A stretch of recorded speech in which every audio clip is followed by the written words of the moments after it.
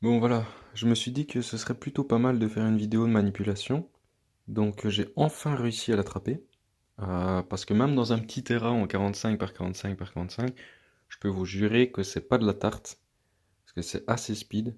Donc voilà, après l'éclairage de ma chambre n'est pas optimal, mais on peut voir que ça a déjà une tête très anguleuse, donc très triangulaire avec des écailles qui font penser un petit peu aux têtes des Tribolonotus gracilis. Maintenant, c'est pas exactement pareil, on est bien d'accord, mais vous voyez que par rapport au corps, on a une tête vraiment très écailleuse, avec des petits yeux marrons.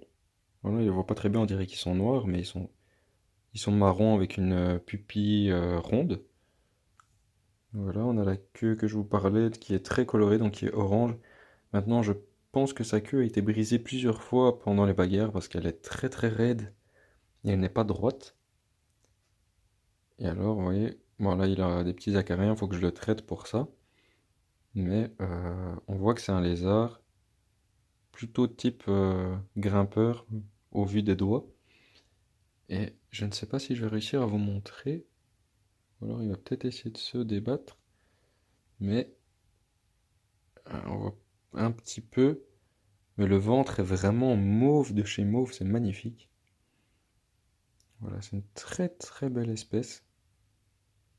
Après, c'est objectif, hein. Non, subjectif, pardon.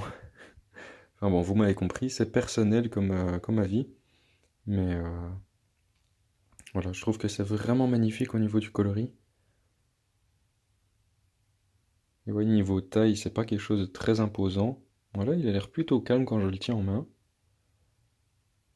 Et vous voyez, au plus le trait blanc s'allonge sur son dos, j'ai remarqué, au plus il est sur la défensive. Parce que quand je l'ai acheté, il était, comme je vous l'ai dit dans après la vidéo... Ah, merde. Vous voyez, ça c'est un petit problème. J'ai la langue qui refuse. Je disais que quand je l'ai acheté, il était vraiment brun. Il était brun bois comme ça, quoi. Il était vraiment, vraiment terne, vraiment pas beau. Enfin, façon de parler. Et depuis qu'il est à la maison, ben voilà, il s'est coloré. Donc j'attends plus qu'à observer s'il mange, s'il boit. J'ai mis sa gamelle avec des insectes. Maintenant, c'est une espèce qui ne mange pas de végétaux à ma connaissance. Donc je vais observer si sa gamelle se vide. Et si vraiment il ne mange pas, ben j'essaierai de trouver des solutions. Et si jamais dans les commentaires vous avez des solutions pour essayer de le faire manger, je suis preneur parce que j'ai pas envie qu'il se laisse mourir de faim, de stress ou de décalage d'habitude alimentaire, donc voilà. Voilà, j'espère que le pépère va bien se porter. En tout cas, ça me ferait vraiment plaisir parce que dans mon élevage, j'aimerais bien avoir cette espèce.